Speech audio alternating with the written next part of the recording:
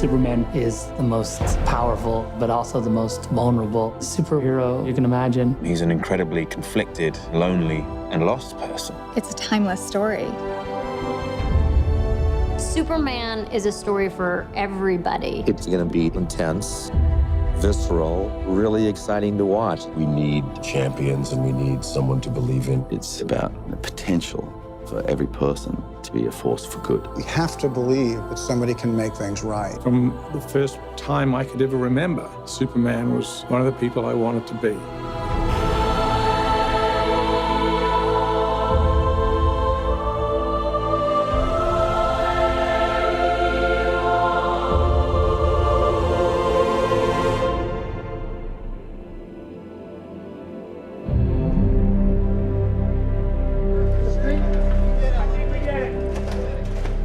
Chris Nolan was working with David Goyer on the story for The Dark Knight Rises. David started talking to him about this idea that he had about reimagining Superman.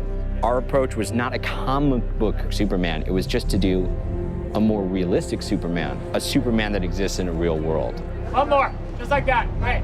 I remember I said to Zack, I don't know how you do this. I don't know how you take this character and modernize him and make him cool to a modern audience. And they pitched their ideas, and we were like, wow, they figured it out. What Chris and David did was, let's let the audience participate in the experience of being Superman without breaking the things that make him Superman. They were able to sort of make him relatable, ground him, and make him feel real. Not bad. The holy grail of the rehearsal is still out there. Working with Zack is great. His energy is always up. As much as the hours are extremely long, Zack keeps stuff interesting. Zack is very detail-oriented. He never misses anything. He just has a really strong idea of the story, and he has a really strong idea of character. Zack knows exactly what he's looking for, and he knows when he has it, and that gives you a certain amount of confidence. You'll turn, and then you just press on. One really interesting thing with Zack, he's probably chosen the hardest possible way by making it, for the most part, a single camera. You don't work on movies of this scale with a single camera. Even though we're walking around and making shots, the frame is always being analyzed and refined as we go. Boom, they come off. He wanted to give the film this feeling that even though we're dealing with a superhero, this could be going on, or maybe it could happen tomorrow. We tried to land Superman in America. It was really important to ground him in a reality that we can understand. This story is a very realistic mirror. It's a 2012, 2013 world. We wanted to have real places. We didn't want Superman to crash into a fictitious location. We wanted everything to feel as real as possible. There are ways into the story through that contemporary world. There's a real connection for the audience to understand this is our contemporary condition. The most minute little detail all the way to the biggest, broadest concept, all of it gets the same attention. It really makes the movie deeper and more interesting on every level.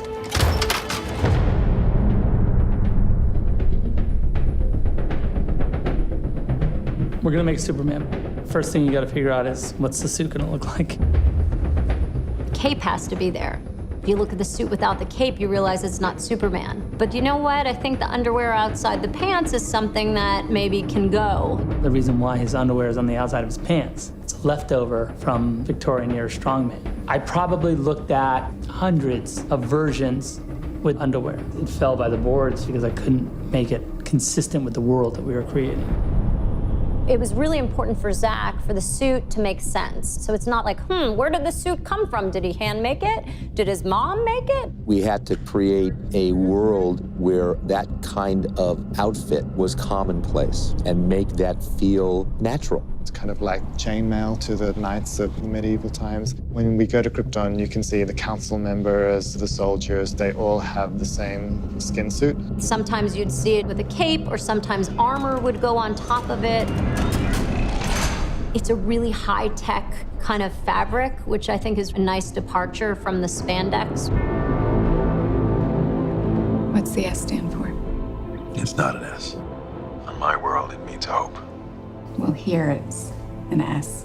The Superman S is said to be the second most recognizable symbol on the planet other than the Christian cross. The fact that the S in a shield exists on the chest of a superhero from another planet is a huge design problem. So if the S glyph is related to Superman and the House of El, We see it on Jor-El and we see it on Lara as well. When you look at the council costumes, they all have their glyphs, their shield. We looked a lot at medieval heraldry and symbols of dynasties and guilds and things, so we created our own version of that. You have to go and find the why of it. You know, it's like an illuminated text. There's a reason why those monks have been redrawing that same thing for 1,000 years. It's got a very alien feel to it, while being recognizable as a suit that we know and love. It's that fine line of reinventing him, but still seeing him in there.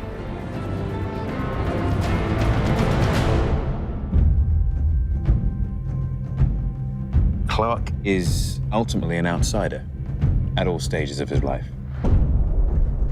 You see him have all these odd jobs. He's on a quest to find out who he is, where he came from. One of the unique things is that he's an alien. I have so many questions.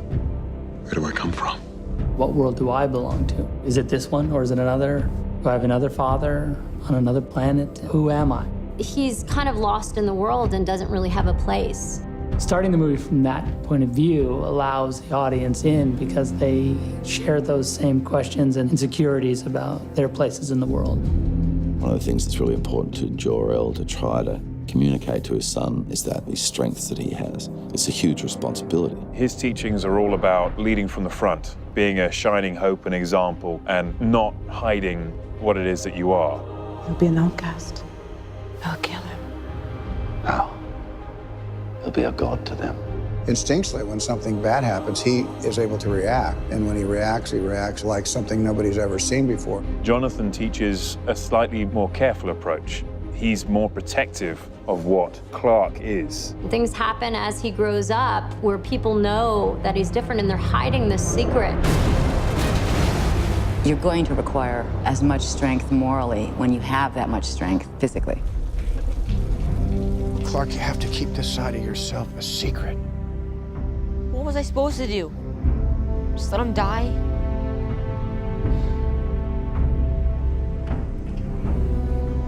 Maybe. We have this character that has all these incredible powers. Everybody wants to fly.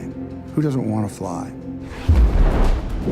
Everybody has the same dream of the defiance of gravity and all that that symbolizes.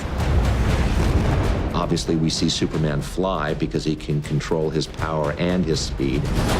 I wonder what it would be like to be able to just take to the sky, to feel the wind through my hair would be the most incredible thing. The super speed aspect of the fight makes them completely superhuman and beyond the scope of what is actually possible. We're going to see action in this film like we've never seen it before. Much more physical, much more high-powered. There was definitely a real conscious effort to support the idea that this is happening between Kryptonians. One of the talents that they would exploit would be that sense of speed to be able to vanquish their enemy very, very quickly. Superman is from another planet. He calls into question so much of what we take for granted, whether it be philosophical or physics. He has come to Earth to remind us of ourselves. Miss Lane, not a fan of the Daily Planet, but those pieces you wrote when you were embedded with the First Division were pretty impressive. Well, what can I say? I get writer's block if I'm not wearing a flak jacket. Lois has always been a strong female character. The difference is that our Lois is more proactive. She's doing all the things that she needs to do to understand this character that could save her world. How do you find someone who has spent a lifetime covering his tracks? He hasn't quite factored in the idea of being the savior of the world until Zod turns up. My name is General Zod.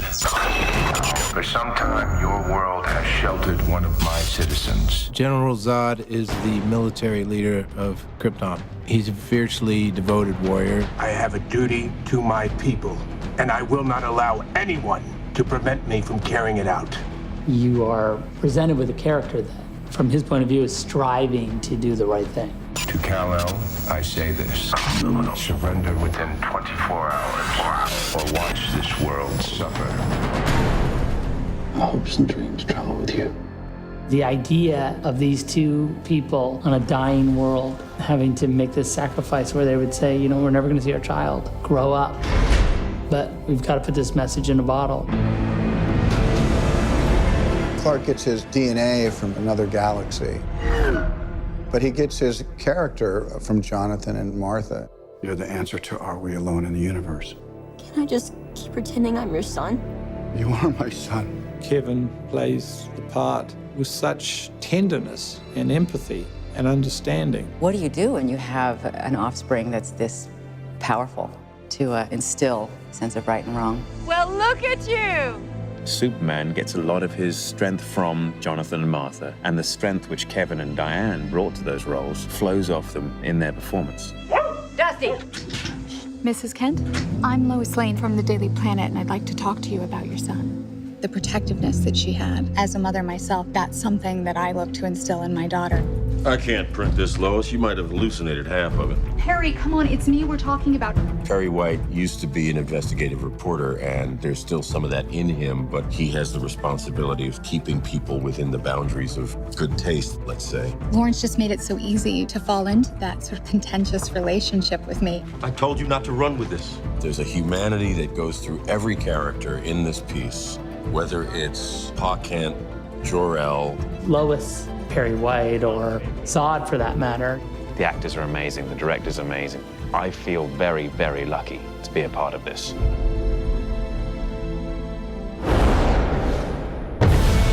It's reinventing Superman. What'll really be modern about what we're doing is Zack's vision of it. This imagining has such a sense of humanity. It's a spectacular adventure. People are going to feel part of the movie. The scope and scale of the movie is epic. Every scene, every moment, you haven't seen that.